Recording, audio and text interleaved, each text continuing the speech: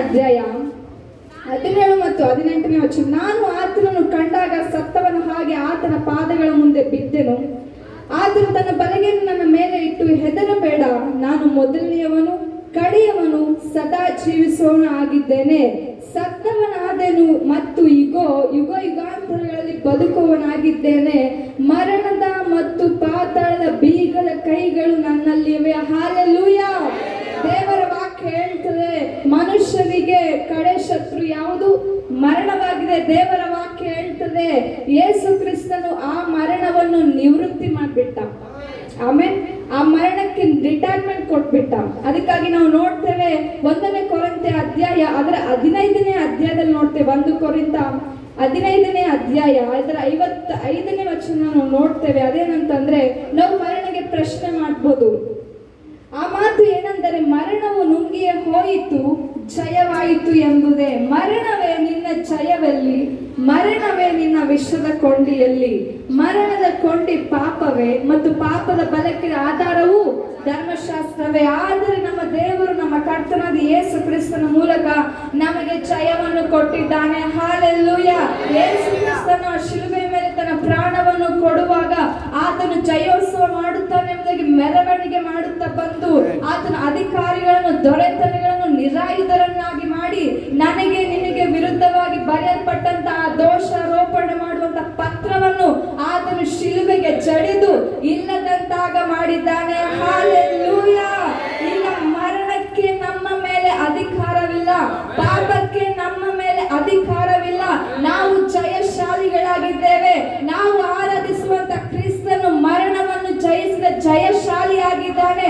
ಅದಕ್ಕಾಗಿ ಕ್ರೈಸ್ತರಾದ ನಾವು ಜಯಿಸುವುದರಿಂದ ಜಯಶಾಲಿಗಳಲ್ಲ, ನಾವು ಜಯಶಾಲಿಗಳಾಗಿದ್ದೇವೆ. ಅದಕ್ಕಾಗಿ ಎಲ್ಲದರಲ್ಲಿ ನಾವು ಜಯವನ್ನು ಹೊಂದುತ್ತೇವೆ. ಹಾಲೆಲೂಯಾ. ಲೋಕದ ವ್ಯಕ್ತಿಗಳು ಯಾವುದರೆಲ್ಲ ಮೇಲೆ ಅವರು ಜಯ ಹೊಂದಬಹುದು. ಅವ್ರು ಅನ್ಕೋಬಹುದು, ಹಣದಲ್ಲಿ ನನಗೆ ಜಯ ಇದೆ ಅಂದ್ರೆ ಅವರ ಲೆಕ್ಕದಲ್ಲಿ ಆರ್ಥಿಕವಾಗಿ ಚೆನ್ನಾಗಿದೆ, ನನ್ನ ಲೈಫ್ ಸೆಟಲ್ ಅಪ್ಪ, ಇಷ್ಟು ಡಿಗ್ರಿ ಮಾಡಿದ್ರೆ ನನ್ನ ಲೈಫ್ ಸೆಟಲ್, ಇಷ್ಟು ನಂಗೆ ಇಷ್ಟು ನನ್ನಿಂದ ಇಷ್ಟು ಜನ ಇದ್ರೆ ಲೈಫ್ ಸೆಟಲ್ ಅಂತ ಹೇಳ್ತೀವಿ. ಆದ್ರೆ ಎಲ್ಲದಕ್ಕಿಂತ ದೊಡ್ಡದು ಏನು ಗೊತ್ತಾ? ಇಲ್ಲಿರುವಂತ ನಾವುಗಳೇ ಜಯಶಾಲಿಗಳು.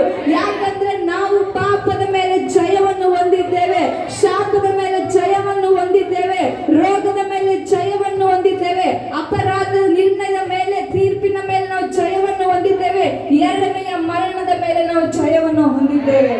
ಹಾಲೆಲೂಯಾ. ಕ್ರೈಸ್ತರಾದ ನಮಗೆ ಆಧಾರವುಳ್ಳಂತ ವಾಕ್ಯ ಏನು ಗೊತ್ತಾ? ಯೇಸು ಕ್ರಿಸ್ತನು ಜೀವಿಸುತ್ತಾ ಇದ್ದಾನಂತ ಹೇಳುವಂತದ್ದೇ. ಆಮೇಲೆ ಹಾಲೆಲೂಯಾ. ನಿನ್ನ ದೇವರು ಎಲ್ಲಿ ಅಂತಂದ್ರೆ ನೀನು ಉತ್ತರ ಕೊಡ್ಬೋದಾ? ನೀವು ಕೊಡ್ಬೋದಾ? ನಾನು ಕೊಡ್ತೇನೆ. ಹಾಲೆಲೂಯಾ. ನಾನು ಚಿಕ್ಕವಳಿರುವಾಗ 6ನೇ ಕ್ಲಾಸ್ ಅನ್ಕೊಂತೀನಿ, ಅವಾಗ ನನ್ನ ಸ್ನೇಹಿತರಿಗೆ ನಾನು ಸುವಾರ್ತೆ ಹೇಳುತ್ತಿರುವಾಗ ನಾನು ಕೇಳ್ತಾ ಇದ್ದೆ, ನಿಮ್ಮ ದೇವರು ಎಲ್ಲಿ ಎಂಬುದಾಗಿ. ಅವ್ರು ಹೇಳ್ತಾ ಇದ್ರು, ನನ್ಗೇನ್ ಗೊತ್ತು, ಆತನಿಗೆ ವಯಸ್ಸಾಗಿರ್ಬೋದು, ಆತ ಪರ್ವತದಲ್ಲಿ ಹಿಮಾಲಯದಲ್ಲಿ ಒಂದ್ ವೇಳೆ ಮೆಡಿಟೇಷನ್ ಮಾಡ್ತಿರ್ಬೋದು, ಇದ್ದಾನ ಸತ್ತಾನ ನನಗೆ ಗೊತ್ತಿಲ್ಲ ಅಂತ ಕೇಳಿದಾಗ ನಾನು ಬಹಳ ಹೆಮ್ಮೆಯಿಂದ ಹೇಳ್ದೆ, ಈಗ ಯೇಸು ಕ್ರಿಸ್ತನು ಜೀವಿಸುತ್ತಿದ್ದಾನೆ. ಹಾಲೆಲೂಯಾ. ಇಂದು ನಾವು ಹೆಮ್ಮೆಯಿಂದ ಹೇಳ್ಬೋದು ಯೇಸು ಕ್ರಿಸ್ತನು ಜೀವಿಸ್ತಾ ಇದ್ದಾನಂತ.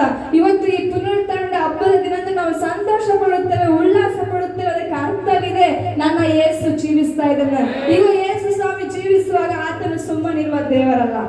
ಆಮೇಲೆ ಆತನು ಜೀವಿಸ್ತಾ ಇದ್ದಾನೆ ಅಂದ್ರೆ ಸುಮ್ಮನೆ ಇರುವಂತ ದೇವರಲ್ಲ, ಆತನು ಕಾರ್ಯ ಮಾಡುವಂತ ದೇವರು, ಆತನು ಚಲಿಸುವಂತ ದೇವರು, ಆತನು ಸ್ಪರ್ಶಿಸುವಂತ ದೇವರು, ಆತನು ಜೀವಿತಗಳನ್ನು ಮಾರ್ಪಡಿಸುವಂತ ದೇವರು, ಪ್ರಾರ್ಥನೆಯ ಉತ್ತರವನ್ನು ಕೊಡುವಂತ ದೇವರು, ನಮ್ಮ ಚರಿತ್ರೆಯನ್ನು ಮಾರ್ಪಡಿಸಲು ಶಕ್ತನಾದಂತ ದೇವರು.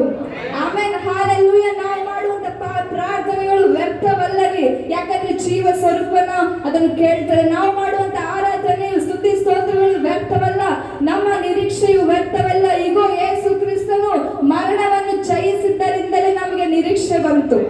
ಆಮೇಲೆ ಮರಣವನ್ನು ಜಯಿಸಿದ್ದರಿಂದಲೇ ನಮಗೆ ನಿರೀಕ್ಷೆ ಬಂತು. ಅದಕ್ಕಾಗಿ ನಾವು ಮರಣಕ್ಕೆ ಪ್ರಶ್ನೆ ಮಾಡ್ಬೋದು, ಮರಣವೇ ನಿನ್ನ ಜಯವೆಲ್ಲಿ? ಮರಣವೇ ನಿನ್ನ ವಿಷದ ಕೊಂಡಿಯಲ್ಲಿ ಎಂಬುದಾಗಿ. ಯೇಸು ಕ್ರಿಸ್ತನ ಮರಣದ ಕೊಂಡಿಯನ್ನು ಮುರಿದು ಬಿಟ್ಟ, ವಿಷಕರವಾದ ಮರಣದ ಮುಳ್ಳನ್ನು ಆತನು ಮುರಿದು ಬಿಟ್ಟ. ನಮಗೆ ಆತನು ಮರಣವನ್ನು ಜಯಿಸಿದ್ದು ಮಾತ್ರವಲ್ಲ, ಆತನು ಮರಣವನ್ನು ಜಯಿಸಿದ್ದು ಮಾತ್ರವಲ್ಲ, ರೋಮ 6ನೇ ಅಧ್ಯಾಯ 4ನೇ ವಚನ ನೋಡ್ತೇವೆ. ಈಗ ಆತನು ಯಾವ ರೀತಿಯಲ್ಲಿ ಆತನು ಸತ್ತು ಹೂಣಲ್ಪಟ್ಟನೋ, ಕ್ರಿಸ್ತನಲ್ಲಿ ದೀಕ್ಷಾ ಸ್ನಾನ ತೆಗೆದುಕೊಂಡ ನೀವು ಸಹ ಆತನು ಎದ್ದ ಹಾಗೆ ಎದ್ದೇಳುವವರಾಗಿದ್ದೇವೆ. ಹಾಲೆಲೂಯ. ಈಗ ಯೇಸು ಕ್ರಿಸ್ತನು ಎದ್ದಿದ್ದಾನೆ, ತಂದೆಯ ಬಲಗಡೆಯಲ್ಲಿ ಆತನು ಕೂತುಕೊಂಡಿದ್ದಾನೆ. ನಮಗೆ ದೇವರು ಎಂತ ಭಾಗ್ಯ ಕೊಟ್ಟಿದ್ದಾನೆ ಗೊತ್ತಾ? ಯಾವ ರೀತಿಯಾಗಿ ಯೇಸು ಕ್ರಿಸ್ತನ ತಂದೆ ಬಲಗಡೆಯಲ್ಲಿ ಕೂತ್ಕೊಂಡನೋ ನಮಗೆ ಅಂತ ಭಾಗ್ಯವನ್ನು ಕೊಟ್ಟಿದ್ದಾನೆ. ಇದು ಸಣ್ಣ ಮಾತಾರಿ, ಇದು ಸಣ್ಣ ಮಾತಾ, ತೆಗೆದು ಹಾಕುವಂತ ಮಾತಾ, ಸುಮ್ಮನೆ ನಾವು ಸುಮ್ಮನೆ ಇರ್ಲಿ ಹಿಂಗೇನೋ ಅಂತ ಹೇಳುವಂತ ಮಾತು ಅಲ್ಲ ಇದು. ಇದು ಬಹು ಬಲವಾಗಿದೆ. ಯೇಸು ಸತ್ತಲ್ಪಟ್ಟನು, ನಾವು ದೀಕ್ಷಾ ಸ್ನಾನ ಮಾಡಿಕೊಂಡಾಗ ಈ ಲೋಕದ ಪಾಲಿಗೆ ನಾವು ಸತ್ತವರದು. ಈಗ ಯೇಸು ಕ್ರಿಸ್ತನು ಎದ್ದನು, ಇದು ಈಸ್ಟರ್. ಇದಕ್ಕಿಂತ ಸಂತೋಷ ಏನು ಗೊತ್ತಾ? ನಮಗೂ ಸಹ ಮರಣವನ್ನು ಜಯಿಸಿ ಬಂದುವಂತ ಅಧಿಕಾರವನ್ನು ಕೊಟ್ಟಿದ್ದಾನೆ. ಈಗ ಕ್ರಿಸ್ತನಲ್ಲಿ ಇರುವವರಿಗೆ ಎರಡನೇ ಮರಣದ ಭಯವಿಲ್ಲ. ಆಮೆನ್. ಅದಕ್ಕಾಗಿ ನಾವು ಕ್ರೈಸ್ತರು ಹೇಳ್ತೇವೆ, ಯಾರಾದ್ರೂ ಸತ್ತೋದಾಗ ಈಗ ನಿದ್ರೆ ಮಾಡುತ್ತಿದ್ದಾನೆ, ನಿದ್ರೆ ಮಾಡುತ್ತಿದ್ದಾನೆ, ಮರಣದ ಭಯವು ನಮಗೆ ಇಲ್ಲ. ಅದಕ್ಕೆ ಯೇಸು ಕ್ರಿಸ್ತನು ಹೇಳಿದನು, ಮರಣಕ್ಕೆ ನೀವು ಭಯ ಪಡಬಾರ್ದು, ನಿಮ್ಮ ದೇಹವನ್ನು ಕೊಂದು ಹಾಕುವವರಿಗೆ ನೀವು ಭಯ ಪಡಬಾರ್ದು, ನಿಮ್ಮ ದೇಹವನ್ನು ನಿಮ್ಮ ಆತ್ಮವನ್ನು ಕೊಂದು ನರಕಕ್ಕೆ ಹಾಕುವಂತ ದೇವರಿಗೆ ಭಯ ಪಡ್ರಿ ಎಂಬುದಾಗಿ. ಹಾಲೆಲೂಯ. ಅದಕ್ಕಾಗಿ ಯಾರಾದರೆ ಮಾಡುವಾಗ ನಾವು ನೆನಪಿನಲ್ಲಿ ಇಟ್ಕೋಬೇಕು, ಯಾವತ್ತೂ ಮರಿಬಾರ್ದು. ನಾವು ಆರಾಧಿಸುವಂತ ದೇವರು ಆತನ ಜೀವ ಸ್ವರೂಪ ಅಂತ ದೇವರು. ಈಗ ನಾವು ದೇವರ ವಾಕ್ಯಗಳು, ನಾವು ಆತನಲ್ಲಿ ವಾಸಿಸುತ್ತೇವೆ, ನಾವು ಆತನಲ್ಲಿ ಚಲಿಸುತ್ತೇವೆ ಮತ್ತು ಆತನ ಜೀವಿಸುತ್ತಿರುವುದರಿಂದ ಆತ ನಮ್ಮನ್ನು ಸ್ಪರ್ಶಿಸುತ್ತಾನೆ. ಹಾಲೆಲೂಯ. ಯೇಸು ಸ್ವಾಮಿ ಹೇಳಿದ್ರು, 200 ಎಲ್ಲಿ ನನ್ನ ಹೆಸರಲ್ಲಿ ಸೇರಿ ಬಂದಿರುತ್ತಾರೋ ಅಲ್ಲಿ ಅವರ ನಡುವೆಯಲ್ಲಿ ನಾನು ಇದ್ದೇನೆ.